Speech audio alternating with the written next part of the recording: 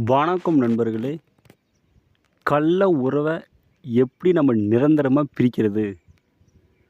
அவங்க எப்பொழுதும் ஒன்று சேர முடியாத எப்படி நம்ம நிரந்தரமாக பிரிக்கிறது? அதுக்குள்ள முறையை சொல்லுங்கள் அப்படின்னு கேட்டிருந்தாங்க.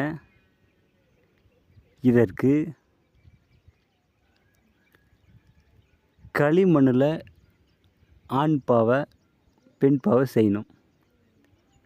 செய்து மேற்கு முகமாக அமர்ந்து காட்டேரி சக்கரம் அல்லது குட்டிச்சாத்தான் சக்கரம் அல்லது தூமாதேவி சக்கரம் இதை பூமியில் வரைந்து அதன் மீது பாவையை வைத்து பிறகு அதே சக்கரத்தை ஒரு செப்பு தகட்டில் எழுதி இன்னார் மகன் இன்னார்